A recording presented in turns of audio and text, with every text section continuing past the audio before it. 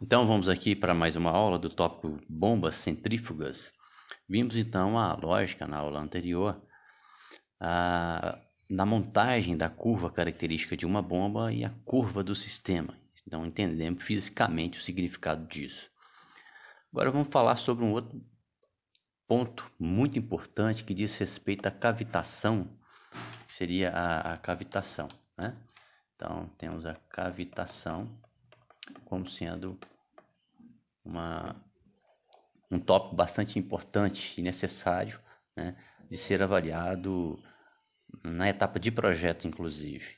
Então, o dimensionamento da bomba, ele é muito importante, mas a instalação da bomba, a configuração do sistema também é muito importante, porque a depender da forma como isso é feito, a sua bomba pode não operar de forma adequada. Para isso, vamos entender, então, um ponto muito importante.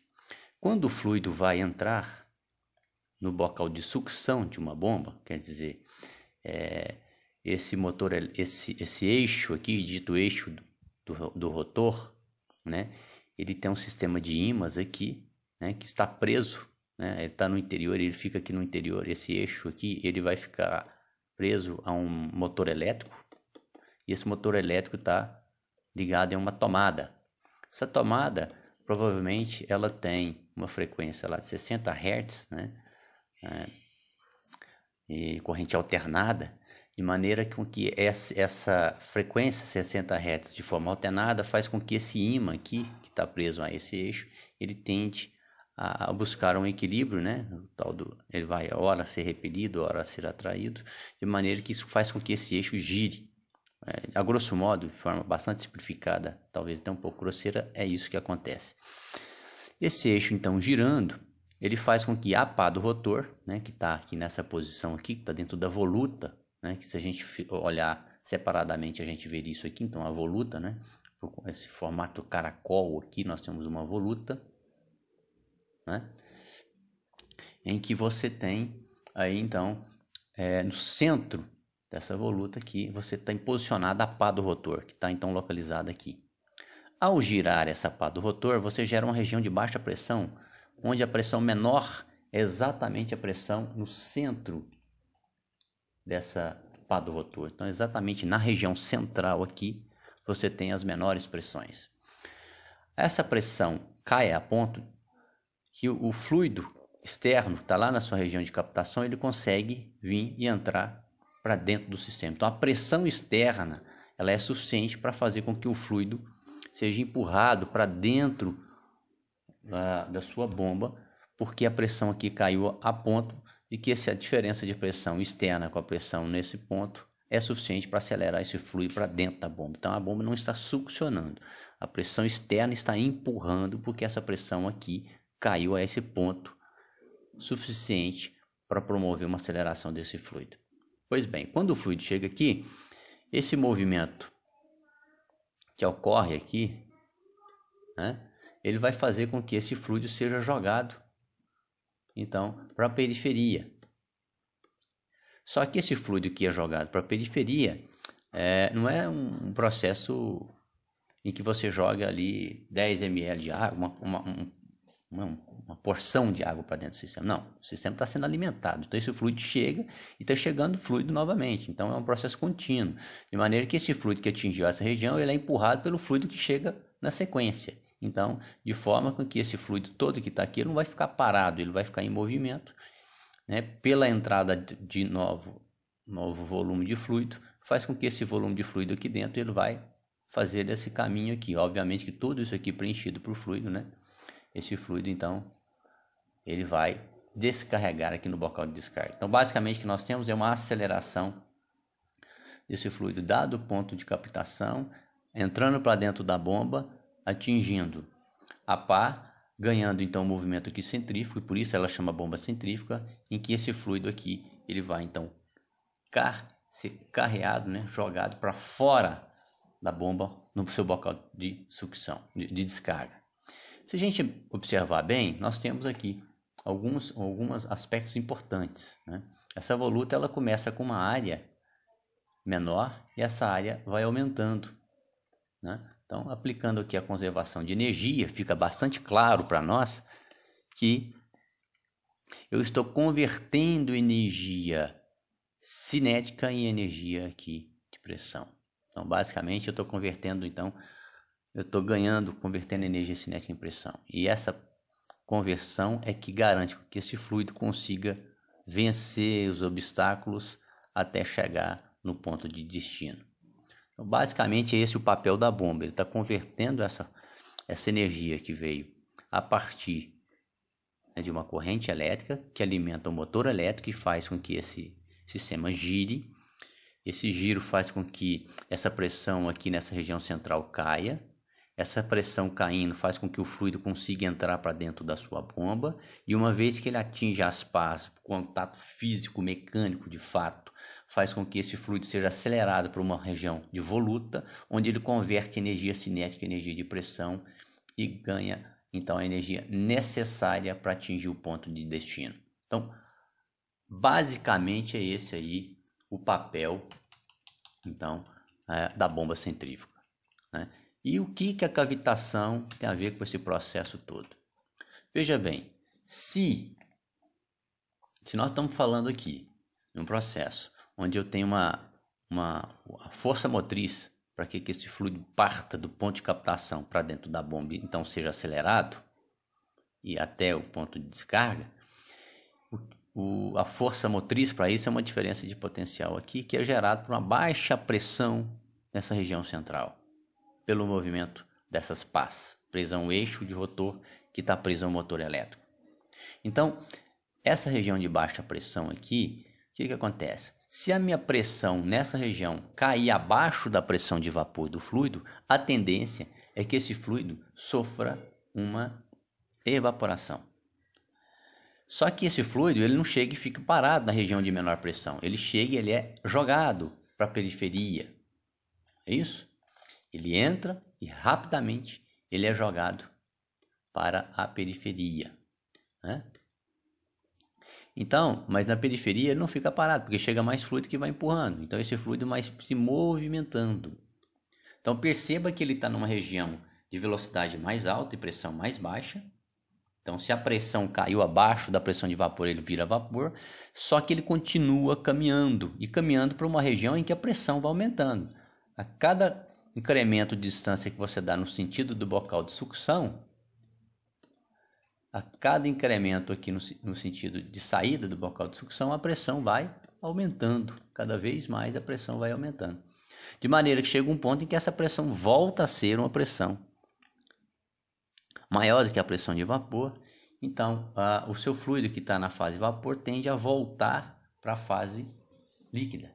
E esse retorno da fase vapor para a fase líquida gera para nós o que nós chamamos aí de efeito de cavitação, né? Então você teria aí, nessa fase de cavitação, situações em que você pode ter, inclusive,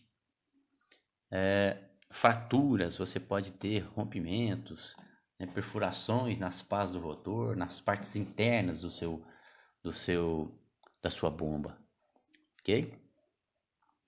Então a cavitação nada mais é do que uma redução da pressão a ponto que essa pressão seja inferior à pressão de vapor do fluido, de maneira que esse fluido evapora, só que no caminho, no trajeto, a pressão vai aumentando e ele retorna para a fase líquida. Esse retorno faz que você gere microprojéteis, né? Pequenos projéteis, mísseizinhos de líquido, retornando da fase vapor para a fase líquida, e isso gera o que a gente chama de efeito cavitação. Então seria uma coisa desse tipo aqui, você tem uma implosão das bolhas, né? Então você tem uma bolha inicial formada porque a pressão era baixa, né? E depois essa pressão vai aumentando no caminho, né, dessas micro bolhas de vapor aqui ao longo do trajeto, de maneira com que ela forme novamente a fase líquida e gerando microjatos que vão bater diretamente na superfície metálica, nas partes internas da bomba, prejudicando a sua bomba. Então isso seria o efeito cavitação. Nesse sentido, faz parte do projeto de uma bomba também ter a preocupação, a garantia de que a bomba não vá cavitar uma vez instalada. Nesse sentido, vamos imaginar as duas situações possíveis que nós temos para a instalação de uma bomba. Basicamente, nós temos duas situações. Uma situação que a gente chama de bomba afogada e uma situação que a gente chama de bomba não afogada. A situação que nós temos a bomba afogada é aquela em que o fluido, né, o ponto de captação, a origem dele é tal que ele vai ao encontro de uma bomba de forma em que ele está um nível acima da bomba. Portanto, naturalmente, pelo efeito da gravidade, esse fluido tende a preencher todas as partes internas da bomba, garantindo o que a gente chama de afogamento da bomba. Então, a bomba ela não tem problema para operação por falta de água, né? Ou seja, por não estar afogada. Já quando a bomba está num ponto acima do ponto de captação da água, né, de sucção, esse fluido naturalmente, por gravidade, ele não vai subir e atingir as partes internas da bomba. Então é preciso que você garanta que a bomba fique molhada, preenchida, afogada de forma não natural. Para isso, então, você tem que garantir o preenchimento de toda a tubulação com líquido, inclusive as partes internas da bomba, e você coloca aqui na base dessa tubulação uma válvula de retenção, uma válvula pé, que permita que o fluido, quando está sendo succionado, essa portinholazinha abre, né, ela caminha para cá e você vê o tubo dessa maneira e o fluido passa.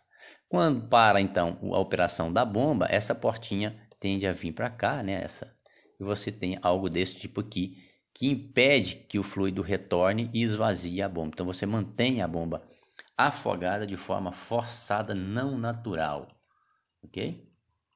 Então seria essa aí as situações possíveis, as duas situações possíveis: a bomba afogada e a bomba não afogada, ok? São duas situações importantíssimas.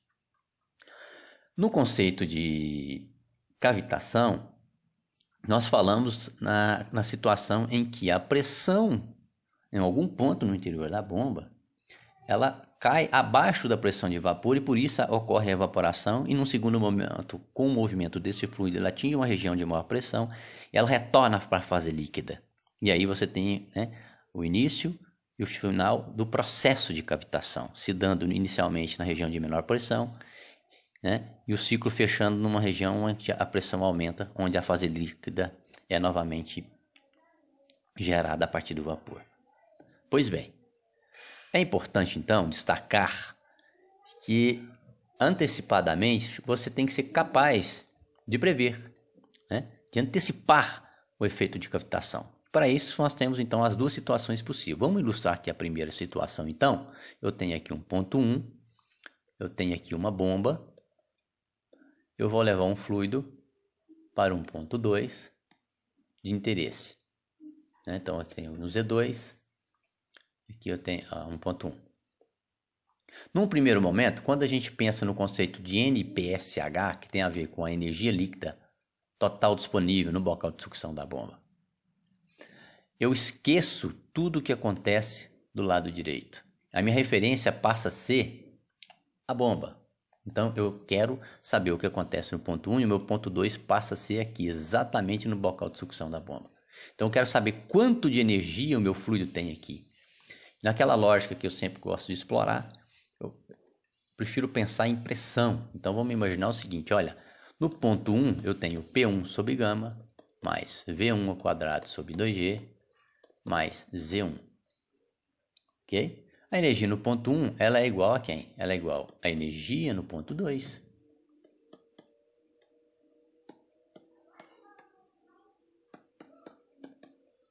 Certo? Mas, como o fluido é invisto e ele perde energia ao longo do trajeto, a energia no ponto 1 é igual a energia no ponto 2, mais o que vai ser perdido no caminho, né? E esse cálculo aqui a gente pode fazer ele a partir dessa equação aqui, por exemplo. Ok? Você precisa do gráfico de Moody para determinar o valor de F, que depende de Reynolds, que depende da rugosidade relativa. Ok? Certo, tudo bem. Então essa é uma situação que essa equação ela serve tanto para a bomba afogada e para a bomba não afogada. O que vai mudar quando você tem bomba afogada e não afogada? Exatamente isso daqui. Tá? Então vamos escrever aqui de uma forma mais geral. Vamos imaginar o seguinte. Vamos isolar então qual a energia que eu tenho no ponto 2. Lembra então a nossa equação lá em cima? Anteriormente, acima. Olha só. Ó, NPSH disponível.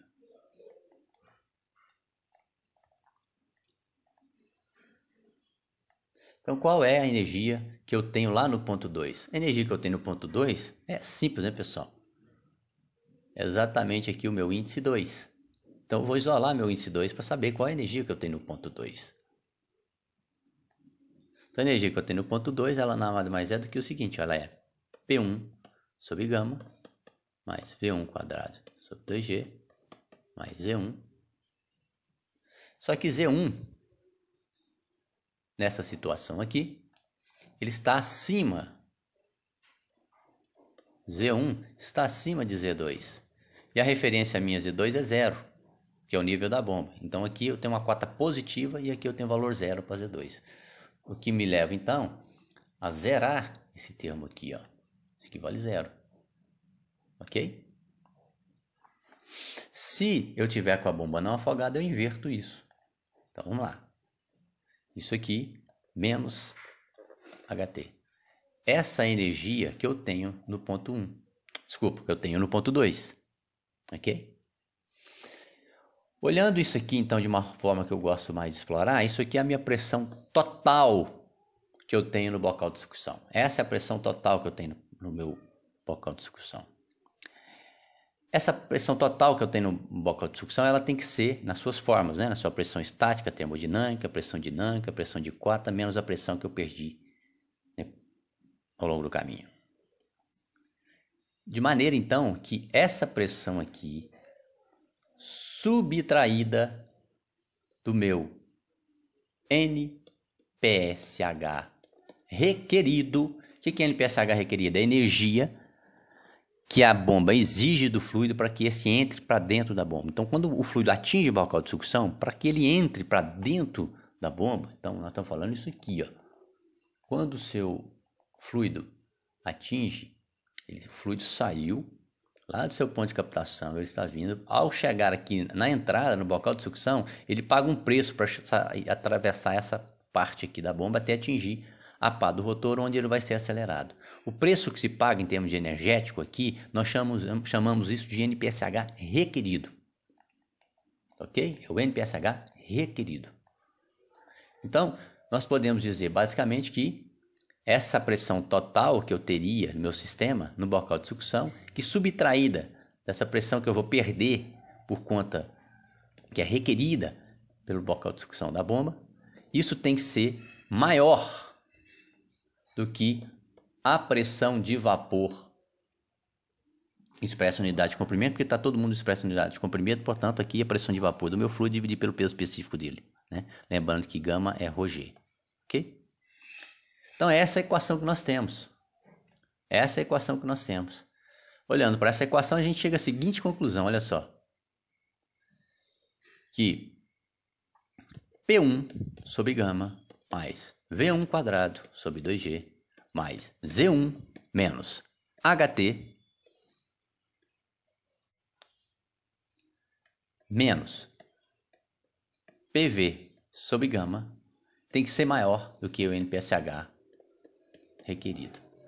Nós vamos chamar todo esse pacote aqui, de agora para frente, de NPSH disponível. Portanto, o NPSH disponível tem que ser maior do que o NPSH requerido para que a sua bomba não cavite.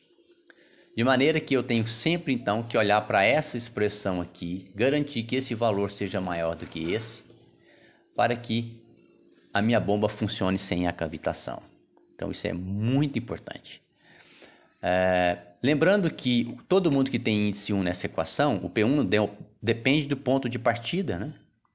Onde esse fluido está saindo. Depende também disso, depende também disso. E esse depende do caminho.